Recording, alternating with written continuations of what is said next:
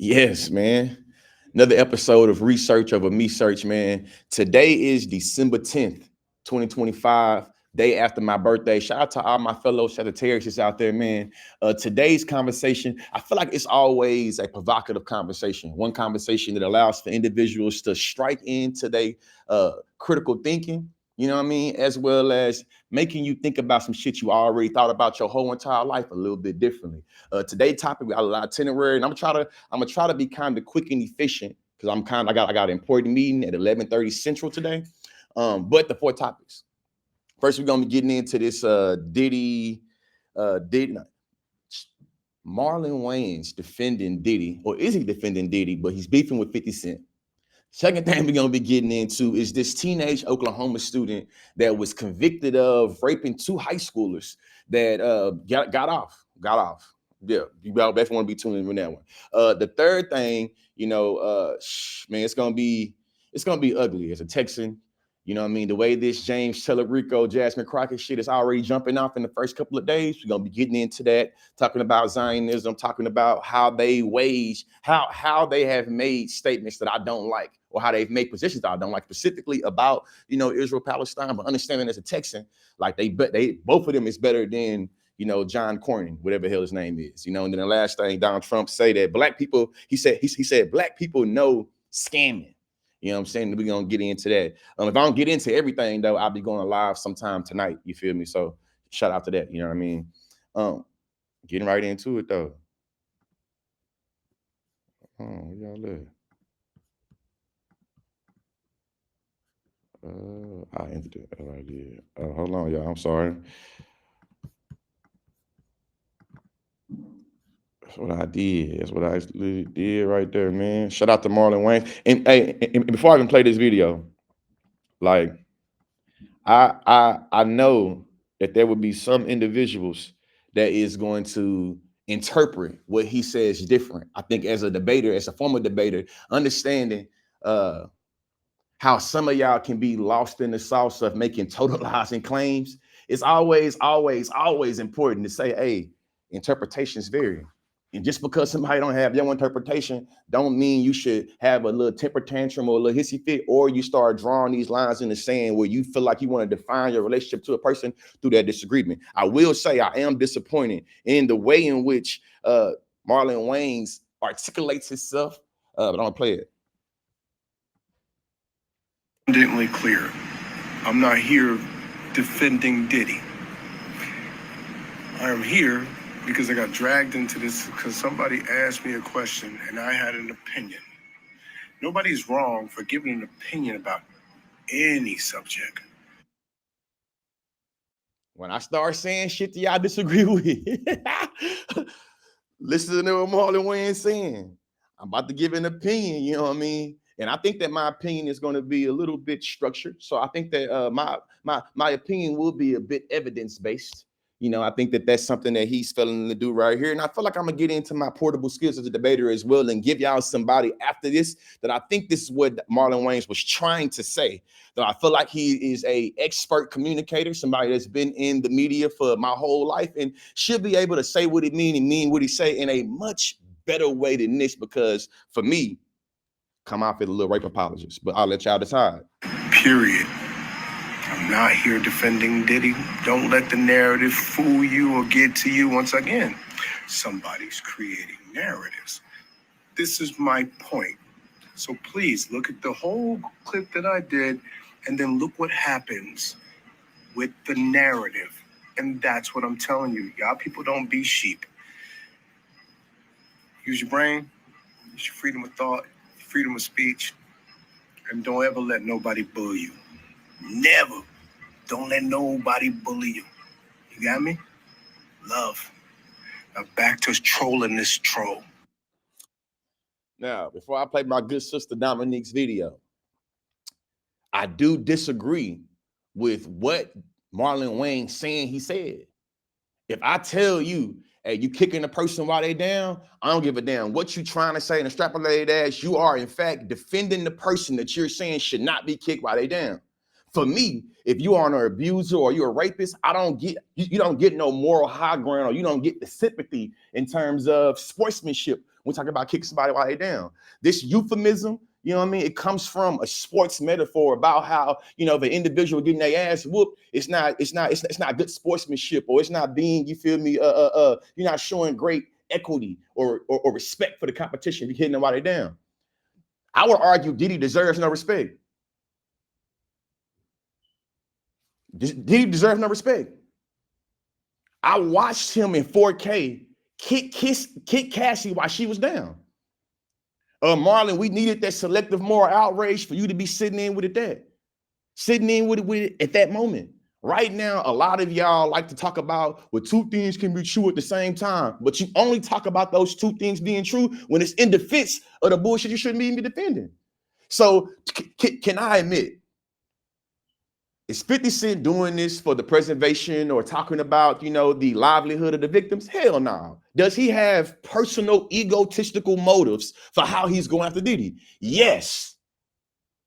Do I think that 50 Cent is hitting Diddy while he down? Hell no. Hell no. And just because I understand how you know, sometimes when we're trying to say don't come out, I'm doing live streams right now every Wednesday, you know, 10:30 Central. Holla at me in the AM Wednesday mornings. So I get in these live streams, sometimes I'm gonna get excited. I'm ADHD, bipolar, shout out to all my neurodivergent people. I'm gonna get a little excited. Sometimes words can be minced. You feel me? I'll be the first to acknowledge that. But when you double down and you start posting AI pictures of Marlon, of 50 Cent and Diddy, because he posted a picture of you talking about how you was at a Diddy party and having a tweet talking about how lit they was. Hey man, now you're coming off as being a rape apologist, or as somebody that believes that black men should always have solidarity for black men, even if they're convicted for doing some nefarious things or some unethical demonic things. And the last thing I'll say, because I feel like I'm about to play this video and I feel like this is what he was trying to say.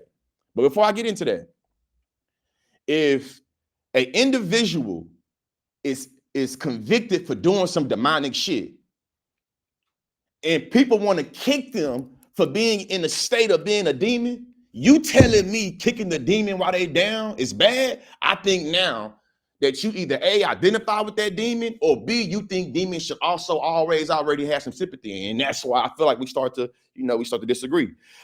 However, like Dominique said, I'm not interested in a not kind, ill-intentioned man, harmful man producing a documentary about another unkind, ill-intentioned, harmful man. Oh God. 50 Cent making a documentary about Sean Combs is not about him amplifying the stories of people he victimized, or it's not even about him really giving a fuck about people who experience. It's not about him amplifying the stories of the women that Diddy victimized. It was about not even manufacturing. It was about making sure that when Diddy gets out of jail, that he's not able to capitalize off of how he's been criminalized, even though I think that he has been rightfully criminalized. For me, when it comes to this Diddy conversation, a lot of y'all would try to recenter the conversation about how you felt like it wasn't right for him to get charged with the RICO. Being able to discursively marginalize how violence towards women is what we should be centering.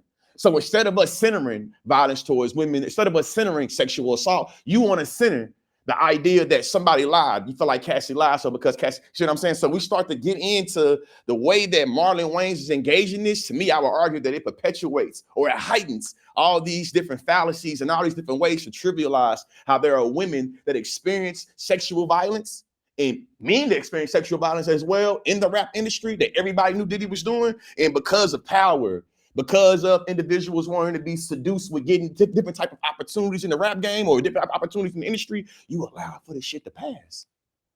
And a lot of y'all that defend Diddy, y'all have a lot of things to say when it comes to women being violated when you think it's a trans woman.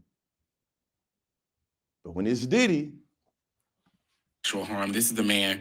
Yeah, Tierra Marie played and all that other stuff, but for me, with the 50 Cent Tierra Marie thing, it got to the point where it was like ugly, nasty bullying. 50 Cent don't give a fuck about black women. He don't give a fuck about women at all. He don't give a fuck about his children. The biracial looking child is barely hanging on. Rocky, I agree with you, Rocky Lane. I love that she made this from the bed because that's the energy for this. That's the energy for this. And as a matter of fact, right now, there's a great documentary on Netflix called Songs from the Hole. It's a story about this black child, James Johnson. I can't think, JJ, I can't think of it what JJ stands for right now. But there's a documentary that illustrates what accountability actually looks like from a black man when he's been able to wreak havoc on the community and thinking about and sitting with how because his actions that he created, somebody got to heal. He's acknowledging that because he decided to do something crazy and take somebody's life, how it impacted his family. That's what we need to be talking about and seeing, and not really just always already sensationalizing rapists, especially when you're doing it in a way where you're trying to defend them. Like, that shit ain't admirable at all. And if you don't care, if you got an issue with this, like, I probably ain't the person for you. Whatever Curtis went through, there's a lot happening there. He's the rap motherfucking Brian McKnight. But that being said, I don't want that story from him because you need your own documentary. You know what I'm saying? Like, and the other thing that's funny, Marlon Wayans, man, I appreciate everything you've done for the culture. I am consciously, people, you know what I'm saying? My name is George Lee, consciously. I'm hoping that you will see this. I have an experience with being a policy debater. And I think that when you are a judge or when you're a coach and you're telling your, you know what I'm saying? You're telling the debater they made bad arguments. It's always constructive to show them the better way that they could have made the arguments or the better way they could have conveyed that message in a different framing. So I'm hoping that our good sister Dominique is able to give you some language and give you a framework of how you can criticize 50 Cent and saying that he's Diddy in a different font while not being a rape apologist or not come off as you're trying to have this moral way of saying we shouldn't kick Diddy while he's down. Especially when you shared that meme of 12 years a slave, it was so cringy and icky, like, hold on. So he a slave because you feel like you're telling on Diddy? The nigga already been convicted. You feel me? Now, if you want to make an argument that, hey, you're commodifying, you know what I'm saying? 50 Cent is commodifying the violence and harm that Diddy did for his ego and for his own expense, and he doesn't care about the ill will of the victims. That's a different criticism. You see what I'm saying? It is centering now the commodification of the suffering and violence that he committed and not trying to say he should get sympathy because he's down right now. He's down right now because he kicked a lot of people down right now. You feel me? He should be more than down right now. You know what I mean? So when we start seeing people in 4K do fucked up shit and you're still able to act like Mary Magdalene, Mother Teresa, and you know what? Mother Teresa, bad, probably say that for another thing, but you get my point. My point is when you try to act very self-righteous and start talking about, you know, morals and ethics in regards to a person that's done something bad because you feel like they shouldn't be hit because they're being accused or because they're being acknowledged or because they're being drugged for doing something bad, that shit be crazy. To me, is that 50 Cent went out of his way to silence like the mother of his children from telling stories and being on platforms. This is him having a messy get back. And then the Today Show and shit are interviewing him like he's some Patronus of valor or something like that. He's a trifling ass person. Even the whole BMF thing, it's like, you cancel that show, you ate off of this incarcerated, now formerly incarcerated, essentially elderly black man. And he gets out and you know his son barely know how to wash his ass, right? Hey, Miss J, shout out to you for making that comment. I get what you're saying. People should stay in their lane, and sometimes it's best to stay neutral. I think sometimes maybe it's better to stay silent, but sometimes, you know, we have quotes about when you stay silent in the face of violence. We have quotes about when you choose to be neutral and objective in the face of oppression. So though I know that people should mind their ministry they in, and sometimes it's like, hey, this ain't your ministry. This ain't your calling right here. We don't need your opinion on everything, but we should be very critical when we start talking about neutrality and being silent, especially when it deals with violence and it deals with individuals that come from a community that's seen as being historically disenfranchised, or communities that's seen as being, or groups of people that's seen as being vulnerable to oppression and violence. And in this instance, talking about women, so I would think that, you know. Finally supporting the family about getting opportunities and like over your years-long beef with this other. This is all a circle jerk of ain't shit niggas. And I don't need a Discovery Go piece of media from any of them. I would just like them to go away. I would just like for them to evaporate in the ether. You know what I'm saying? Like white lighter powers, bitch. But yeah, Give me your. Okay, before I get into this next story right here, you know what I'm saying?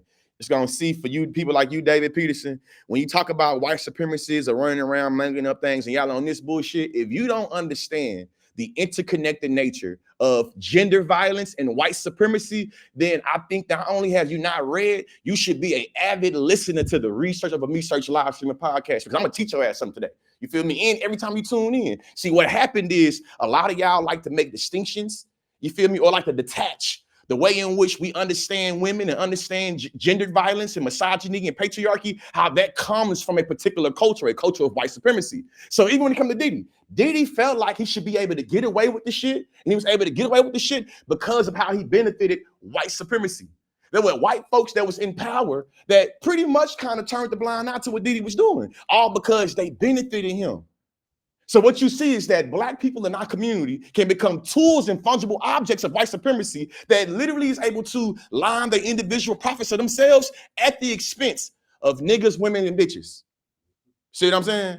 So when you try to say it's more important things for us to focus on and this, that, and the other, hey, listen, think about this. The victims that Diddy fucked over, they were trying to survive a system of white supremacy. So when Diddy was trying to fuck them over and actually fucking them over, he had more important things to focus on, like deconstructing white supremacy. But he wasn't doing that. You see what I'm saying? So we see it again. You are picking and choosing what you think is relevant, all in a way to insulate somebody from accountability, from responsibility. And y'all ain't slick, y'all ain't tricking nobody. Anytime we start to deal with an abuser inside of our community and you want to say it's more important things and you point out abuse outside the community, hey, hey, man, getting into my debate background is something called an impact calculus, and we do a comparative analysis, right? So we all agree that violence to people in our community is bad. Violence in our community is bad. We agree on that impact being bad. Now we get to start trying to figure out how do we mitigate and understand, how do we deal with internalized intracommunal violence versus the violence that happens extracommunal outside the community, right? And what we know is that if you're dealing with violence inside the community, you have a closer proximity with that way that violence is being sent. You have a closer proximity with the individuals that's committing that violence. It's the reason why, statistically speaking, it is more likely for a woman to experience intimate gender violence from their partner, not from a random motherfucker off the street. And that's what we see what Diddy was able to do. Even how some of y'all is trying to engage in racial tropes about him being a victim, like what Marlon Wayans is doing. These type of ideas is always being used to justify violence towards black women. Hey, peep game. We all know that Justice Clarence Thomas is a shit-flinging Uncle Tom that always loves to sympathize to white supremacy at the expense of niggas. We know that, right? We also kind of gloss over the way he got into that position. See, a lot of us was young. I'm a millennial, you know what I'm saying? I just turned 35 yesterday. Shout out to myself, I'll say it again. But listen, Clarence Thomas was able to paint himself as a victim of a legal lynching or a media lynching while capitulating to white supremacy. Anita Hill said that Clarence Thomas put a pubic hair on her soda can trying to shoot. You feel me? At this time, Clarence Thomas, if you know, he won the wars against DEI, cuz really was a DEI, you feel me, Supreme Court goddamn appointee, because some white conservative wanted to prove that he liked niggas too and he cared about niggas too. He chose you. So what does this have to do with Diddy? Hey, the reason why I'm bringing this up, because it's coming right here. You think that white supremacist violence has nothing to do with the way in which how black women are always magnetized towards violence. I have an amazing episode coming out that y'all should check out. It's coming out very, very, very, very, very, very soon. And it gets into the history of how white supremacy is always upheld by gender violence towards women.